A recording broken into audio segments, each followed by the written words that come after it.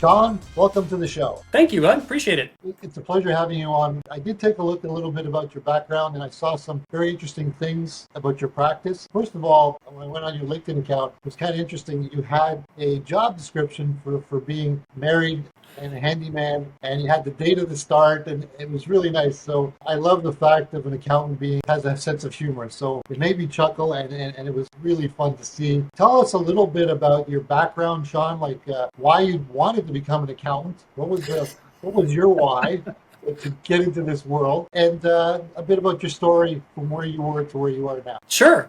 So the only reason I wanted to become an accountant because I was going into the FBI. That's it. There's no other reason. And in fact, a little bit about my background, I'm the first kid in my family to get a college degree. So certainly the first to get a master's degree, which was really required to become an agent. Everything about my identity was to become an agent. I was working out, doing kung fu, I would shoot with a 40. My GPA was crazy. I worked in corporate accounting, then I switched to public accounting to build my resume. So everything was about moving toward the bureau. And in 2003, I had my final interview scheduled. The Dallas coordinator says, Sean, you're my best candidate. Just go through the motions. You'll be in Quantico by the end of the year. And I turn to my wife and say, holy cow, we've really done this. You understand now, I'm going to take a pay cut because I'm coming from public accounting with, at this point, 7-8 years of experience, and I'm going to go work for the government. And she's like, totally understand.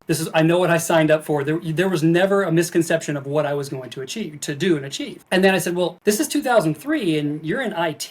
You realize they're going to move us somewhere. We're going to end up somewhere awful like Jersey. For those of you out in Jersey, I say that because a buddy of mine's in Jersey. So if he's listening, I'm harassing him. But so they would move us away and she would have to go find an IT job. And in 2003, difficult. So she's like, again, it's money. We'll just solve that. And then I asked her, well, now I'm still planning on pursuing hostage rescue team, which is like SWAT, because I'm kind of a dumb meathead. And so I wanted to kick in doors and jump out of helicopters and do all that cool stuff. And I said, well, what happens if I'm on an investigation for 30 days or 60 days, or I break an ankle and I'm on the other side of the country? We're still planning on starting a family, right? And she says, well, yeah, you wait a couple, 3 years for that. But yeah. I said, how will that work if I'm gone so much? And then she paused and said, you need to answer that question. And I went, oh no. I want to be husband and dad more than I want to chase bad guys. And when you really have this epiphany moment, like my identity was to be in the bureau, not just a job. I now realize my identity, and it's funny you pointed out about the LinkedIn profile because it's really there. The heart is, how do I be the best husband and dad I can be? And so I had to take a few days to soul search this and I actually withdrew my name. And so now to the point of accounting, now I have this master's degree in accounting I don't freaking want.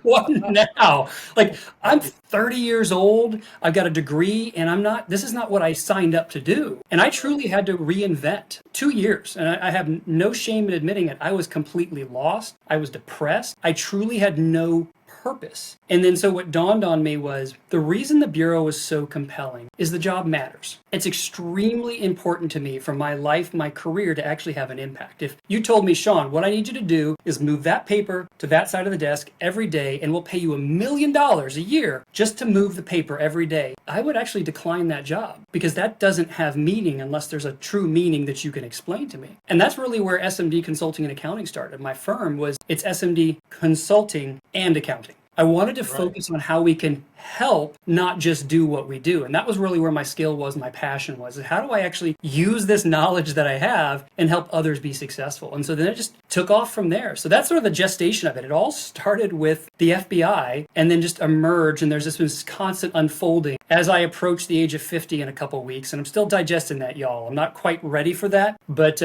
over the decades, I've learned a lot, and it's really just continue evolvement. But it keeps coming back to that core. It has to matter, and I have to be a great dad and husband. Well, first of all, for guys approaching 50, well done. We made it.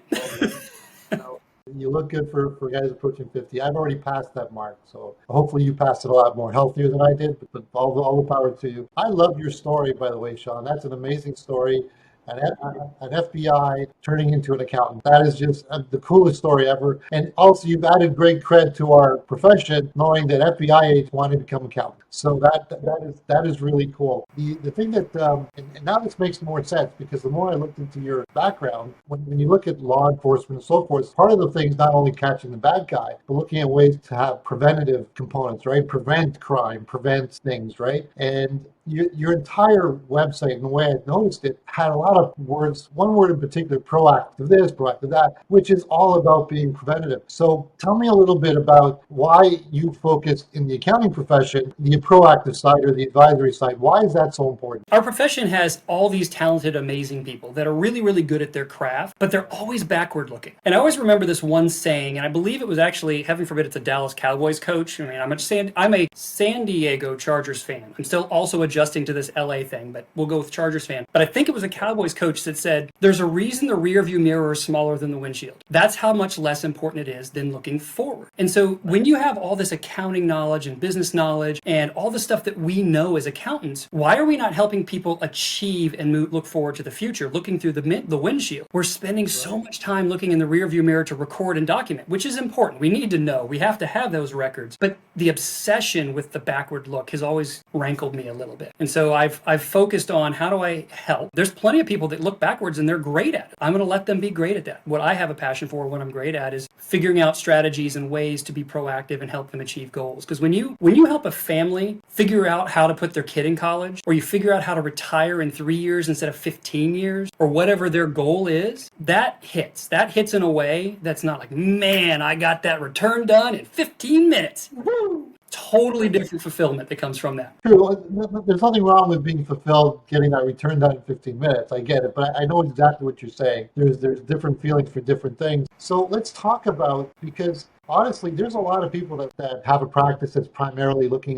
in the window, but they don't know how to switch, how to make that switch. What did you do to kind of transform your practice into being more proactive? Because you have to have different systems or different processes or mindset to start looking to take a naturally designed practice or profession that records to look forward looking. Can you give us some examples of what we can do to switch over? Sure. So, well, a couple of one will be an anecdote and one will be the process, because it's important, kind of that realization moment. In 2017, so now if you look up the city of Frisco, Texas is kind of a big deal. Dallas Cowboys headquarters is there. The PGA's moved their headquarters. I mean, this place is nuts. I think it was fastest growing city 2 of the last 10 years. It's a big deal. And the reason I point that out is in 2017, I was the largest firm in Frisco, which was not my goal. I had no dream of being the largest firm. I just wanted to help a bunch of folks out. Honestly, my goal was to have a couple of employees, and sure, that would be neat. And next thing you know, I'm tearing out walls and hiring people. I point that out because on paper, I was successful. Like I'm crushing it. Except there's this one moment that really summarizes what happened over multiple years. Is this beautiful afternoon. It's 2 p.m. I'm sitting in my corner office and I'm pounding out tax returns, and man, I'm making money, man. I look out, it's 75, 78 degrees out. It's gorgeous. And then I get a text, and it's a text from my wife sending me pictures of her and the kids at Six Flags. Because see, Louis, it was Sunday afternoon at 2 p.m. And it's tax season and the weather's gorgeous. And so it struck me, I turned down the FBI for kids I didn't have, but yet I'm not with the kids I do. And so sometimes we need those smack in the head moments where we realize, oh my gosh, I'm doing this wrong. I had let it get out of control because the tradition keeps pulling you back. This is the way it's supposed to be. And I finally just didn't accept this is the way it's supposed to be. Now, how I go about it, that actually I have a process, and it's actually the Chief Proactive Advisor program you probably saw on LinkedIn and other places. I teach what our process is, but it actually starts with passion. So there's a 6-step masterclass that I've created, and there's a whole bunch of ancillary classes that build onto the program, but it starts with, let's forget what you've been taught on how this industry or your career is supposed to be. Let's start with what you actually enjoy. And then we start focusing on what are you actually good at? And then who you actually want to help. Because we keep getting bad clients, we're doing work we don't like to do. And if you start feeling like you're a martyr in your career, and this is an employee or a business owner. Now I happen to be a business owner, so I have a little more control, but it's really about identifying what is important to you and then beginning to build the process. And so what's funny is I didn't realize till much later that process that I followed that process to turn down the FBI when I did my soul searching. I followed that process to decide I want to start my business, to do this firing of the tax returns and build the systems, and then go switching to adding family office services. So it's like I keep recycling, but it's a methodology that I use to analyze. So if your audience is looking for how do we get into this whole other version, honestly, step back and just take an inventory of what the heck you actually thought your career was supposed to look like and begin building from there. Not to do the shameless plug, but that's actually why I have the program and I teach, but it's really start with you and what did you want your career career to be, because I promise you, if you're an accountant, you have freaking skills. We know you're great at stuff. The information in your head that you know about industries or client types, oh my gosh, you can help so many people just by sharing it. But you got to figure out what you want to share, how you want to share, where you want to go. Does that help a little bit? That helps a lot. Actually, I love the fact that you talked about where we always end up. Professionals are great technicians. Their technical expertise, whether you're an accountant or bookkeeper, you just become very good at that. What we forget is work-life balance. So and you pictured it perfectly. The day could be any day, but when it's a Sunday, it makes a big difference. And when that becomes a routine, it makes a big difference. So I think that's great. So the first step is take a step back and just look and reflect. Now, did you do it once every 15 years, or did you start doing it on a regular basis? Because I guess the next technique is to take that step back. Should you do it on a regular basis, monthly, weekly? Because you will go back into your routine. You basically said it'll drag you back, right? So what do you suggest about that step back and reanalysis? Yeah, you don't want to fall into the conference phenomenon, right? Where you go to a conference, learn something awesome, and then just go back to work, because that's what happens. Right. Okay, for audience, I didn't feed him this. This is actually kind of funny you asked this. I have a trick of the trade. It's called the work on the business day. And so my requirement, so the work on the business day is that time you commit to be the owner of your company, not the employee of your company. If you're an employee at a company, then you're the owner of your career. No less than quarterly, no less. And for no less than a 4-hour chunk at a time. I prefer a full day. You just step back and say, this is the day I'm going to do the stuff that I keep wanting to think about or decide. One day I'll get to it. One day I'll decide if I want to go back to college. One day I'm going to figure out how whatever that is, but I commit time that I meet with my most important client, and that's me. And sometimes I'll go in with an agenda, I have tools for that. Sometimes I literally will walk into, and my other trick is I get away from everything. I'm not allowed to answer emails, not allowed to answer the phone. You are in a 4+ hour meeting, no interruptions, and you just sit and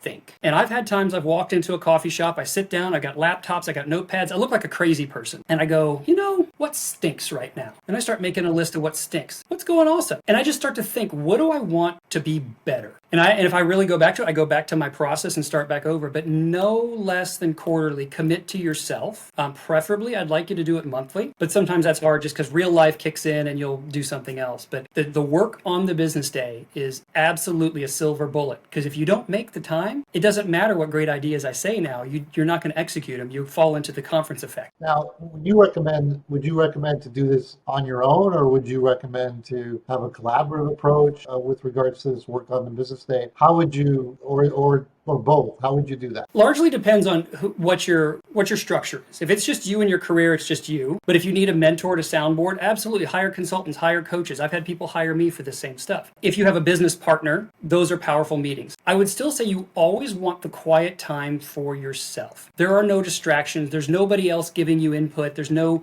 we're people pleasers. If you're an accountant, we tend to be people pleasers. And so we tend to take on what other people want for us rather than what really we need for ourselves. And so start with you. Be selfish and just say, okay, what did I really want my career to be? And you're going to find these wild epiphanies, like these just moments when the quiet, it's almost like working meditation. It's these quiet moments when you go, this is what I really need to do. The difference is you sometimes will do that when you're on a cruise ship and then you come back and get back to work. When you're there, you now start writing out, how am I going to go about executing this? What are the obstacles? What is the plan? You start actually executing those moments when they strike you, not go, I'm going to take a look at that when I get back from vacation. That doesn't work. All right.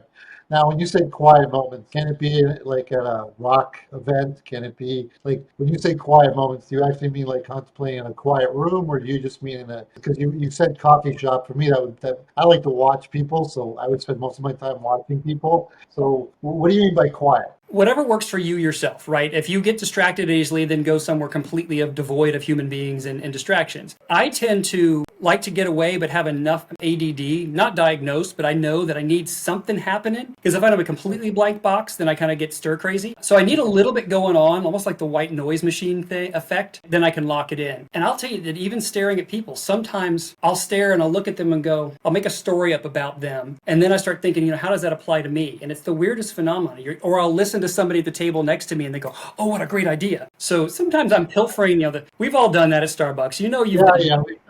Yeah. Who's in a fight now?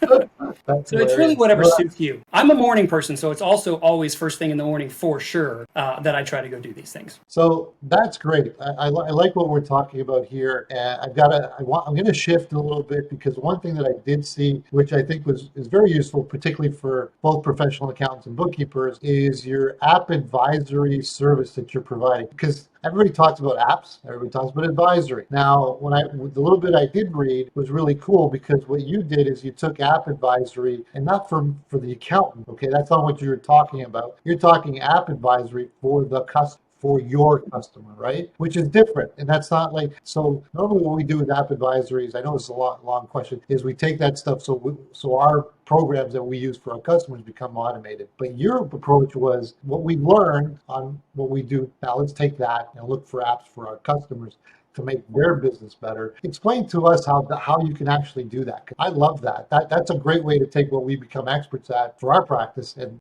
services. So, Yeah, and honestly, all you're doing is you're recommending stuff that you know that works. You don't have to be fancy because a lot of people get intimidated. It's like, oh, I don't know all the AP apps out there. What do you love? Like, we will talk tech stack in accounting firms. Hey, I like to use Ignition. I use I use ADP for payroll, all that stuff. We know those. But I'll use Ignition as an example. So if Ignition is your engagement letter software that you use and you love it, and you've got law firm clients and they're sending out mailed invoices to people, you know what? Make the introduction. You know how the tool works backwards and forwards. I don't care that it was starting as an accounting tool. It's a tool that you know you can recommend. And so it's anything you accidentally gained expertise on. You could be retail expert. You work coffee shops and you were assigned to all the projects on coffee shops. So now you know every single point of sale system. You know every integration tool that goes with it. Well, what if somebody starts a new coffee shop? You can get paid to go make the recommendation for the best piece of software based on their needs, their size, because you've already learned this stuff. So it's truly just taking what you already knew and share it with the world. And it's funny, as I was part of a panel a long time ago, last year, seems like a long time ago, but last year I was part of a panel and the question came up on what is advisory? And there's all these technical answers. It's doing,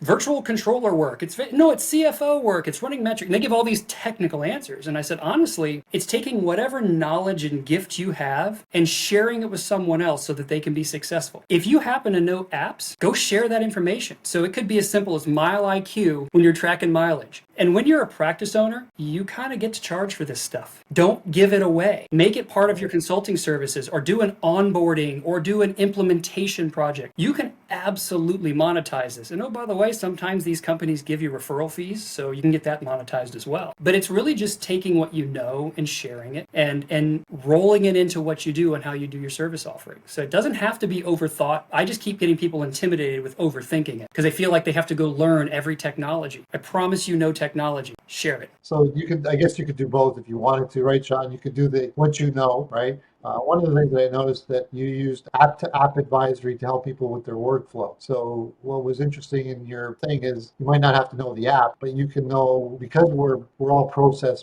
people, we know the processes. You can use technology to say, okay, you can, let's find an app here, an app there on processes. Is that something else that you've done as well, where you didn't know the app but you mapped it, I guess is the best way to say it? I'll play it a little differently. I played to my ignorance. I knew there was a gap, but I didn't know the tool, so I just say, go find this type of thing. And then I would turn to my friends and ask the tool. Let's use my restaurant example. It's stuck in my head now. There's a point of sale system. There has to be a merchant services system. Is the merchant services not tied to the point of sale? Gosh, I hope it is. But if it's not, how do you fix that? Then that information has to get into QuickBooks. And we know that it has to bridge there somewhere. I hope you're not typing it in, because if you're typing stuff, that's terrible. And that still happens all the time. What's the bridge because of that software to this software? And then, oh, by the way, how are they tracking their mileage when they go off to go buy? Like you can, well, that's mile IQ. You just know what steps and flow through that business is. Now, if I get to where I need to automate how I order my beer, I don't know that, but I know there's a gap because I feel like that's a really manual process. Now your client can hire you to do the research to do the best practices. And then you get somebody paying you to learn something new, which is doubly awesome because then you can return that information into the next client. So you can know the gap and be the expert. I do offer to the client a lot of times, if you want to go research it, by all means, please do. Here's the gap. What do they usually say? I don't have time for that. Great. We'd be happy to do that for you.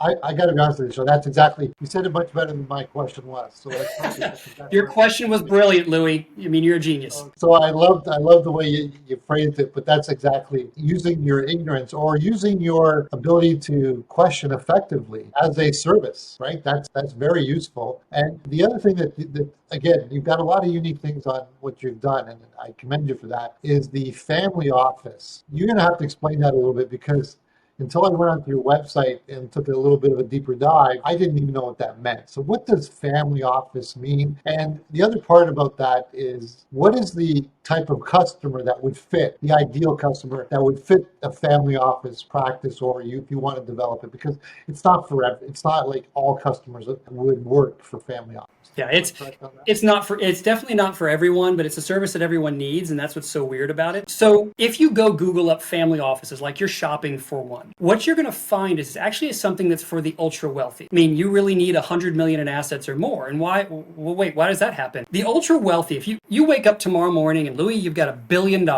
and you probably wake up and you go, $1 billion today. I think I've got 38 companies, and better check on how they're doing. You're not cracking out QuickBooks. What you're doing is you're picking up the phone and you're calling your accountant, and you're probably calling your financial advisor and your attorney. Now, because you've got billions of dollars, now I just gave you a pay raise, you don't go just hire a random person on the street, right? You probably have your own team. You have your own family office. Tax, law, and wealth management all under one roof. Now, that's for the ultra wealthy. The next step down is the 100 million to the billions or so. Those people go hire a family office that have all those disciplines under one roof, and they'll maybe have 3 to 20 clients. They're super high touch, super efficient, and they focus on all of that same concept. But when you really think about all these other successful professionals, heaven forbid you have less than 100 million in assets. Let's just say you only have 1 million to 10 million, maybe 50 million. Don't you need a lawyer, an accountant, and a financial advisor? Well, yeah, I'll go over to that company for my lawyer. That's no big deal. Now, here's the big question. Do they talk to each other on a regular and recurring basis? They don't. How many times have we all complained as accounting professionals that the lawyer went and set something up, C Corp,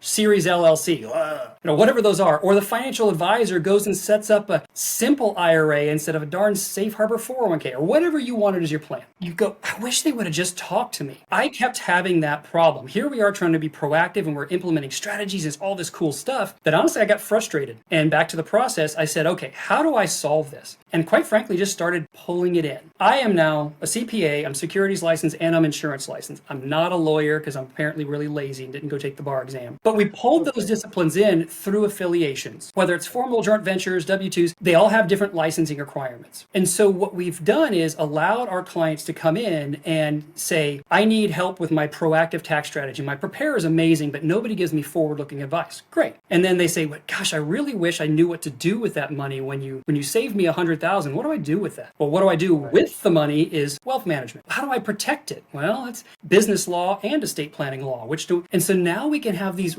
really fluid conversations, not just about how you make the money, reducing taxes, better profitability, but how you use the money to achieve your goals. And this really changed the game. Like, it's unfair competitive advantage is the term that we've come up with internally a lot, is that how many CPAs can meaningfully have a dialogue about all those disciplines. Now, I'm not the lawyer, I can't give legal advice, but I know when to pull the lawyer in. So if somebody wants to start doing this, you kind of got to figure out what problem you're solving and what you have a passion to do. Because if the whole concept of getting a securities license just grates you, which I blew off for years, don't do it. It's okay. You can still partner up with somebody that is. You don't have to be the guy. And so then you just start building that model. So it came from something that existed, but pulled it to a segment of the industry and the world that just was wildly ignored in that space. So if I understand correctly, because that's when I heard family office, I was literally thinking about the ultra rich. That's basically or the second level. The 100 million above for me is ultra rich. I'm just being honest with you.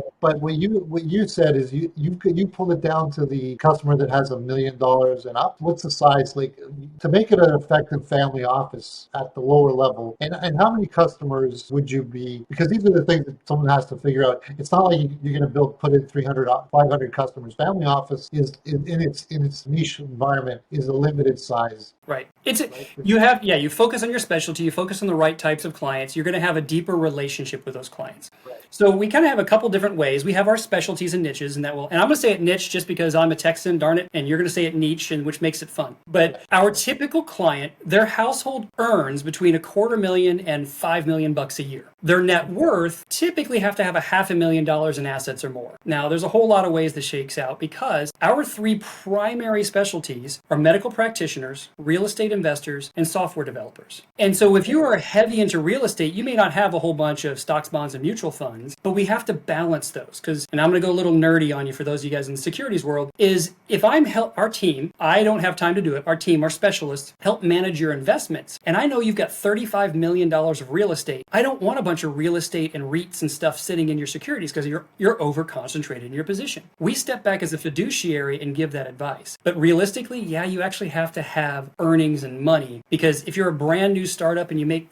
$5,000 a year, I can coach you. I mean, I love it, but my job is not to just cause fees. I want to bring value. And so we're always treading that line of this sub $250,000. I love helping, but it's making sure that I'm helping more than I'm hurting because our fees are our fees. We got to make sure that we protect the client from us sometimes. I perfectly understand. When we're integrating this level, you also need assets to protect and assets to generate, right? It makes sense, right? At 5,000, he's going to use all 5,000 and then some just to live, right? So you don't have that. What do you do with the excess? So I get it. I think that's great. But you've got to, like I said, it sounds to me, based on what I heard, minimum is $500,000 of investable assets, yes. Investable assets, which is, now you come back to a lot of us, right? It's not, you're not at the ultra. So that's great to have a family office capability or service for that group of people is fantastic. So I really commend you on that. And I like what you said is if either you get all the licenses yourself like you did, except for the law degree. I guess you got tired of certifying I've studied way too much, man.